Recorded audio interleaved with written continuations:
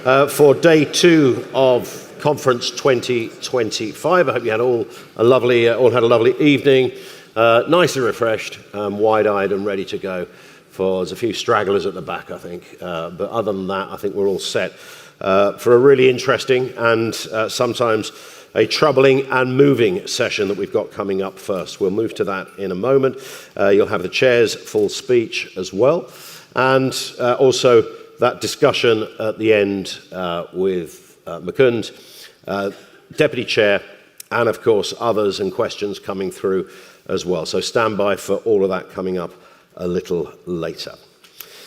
But we do start on a very troubling note. This session is called Code Zero, Policing's Suicide Crisis. I'd like you to watch this story.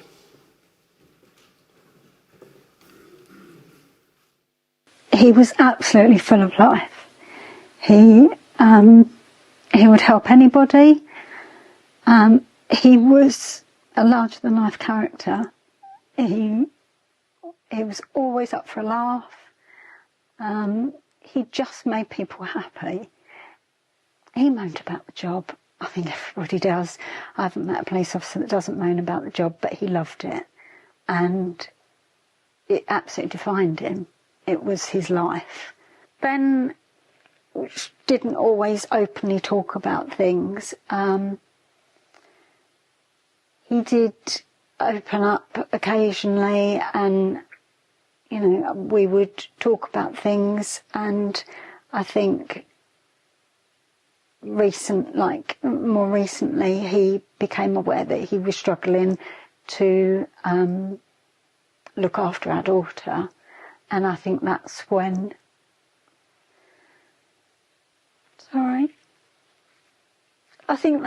it became clear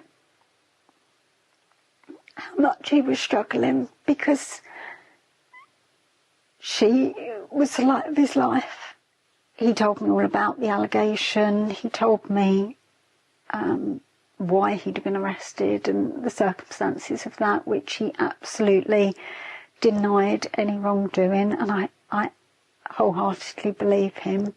It was awful. It was absolutely awful. He was broken. It literally destroyed him. He was a shadow of him former self. He went from being the most outrageous, charismatic person.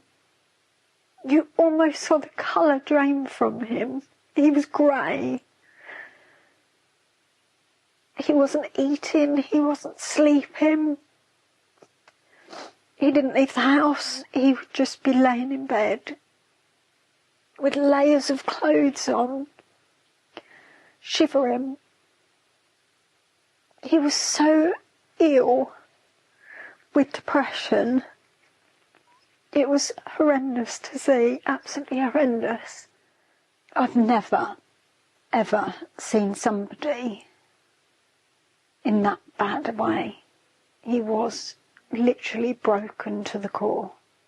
I went round to his, the house was in darkness, his car was in the driveway, so I always just walked in his house. The door was never locked. I went to go in and the door was locked, which I thought was strange. And I went round the side gate was open. I went round the back and the back door was wide open. House was in darkness. So I just put my flashlight on my phone. I thought he might be sleeping. He was sleeping funny hours. So I went in, called his name, there was no answer.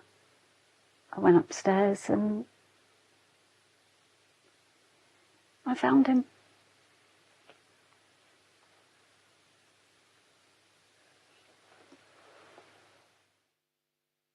Losing Ben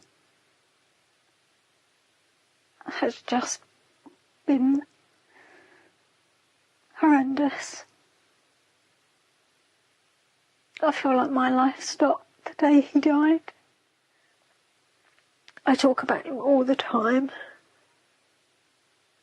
I think sometimes people get bored of hearing about him, but I'll never stop talking about him. Ben was served with gross misconduct papers on the 14th of January, and it's been reported that he received them well. I'll tell you why Ben received them well, because he made the decision on the service of those papers that he would take his own life. Someone needs to step in and stop this witch hunt of police officers. I think it needs to stop, and it needs to stop before we lose anybody else.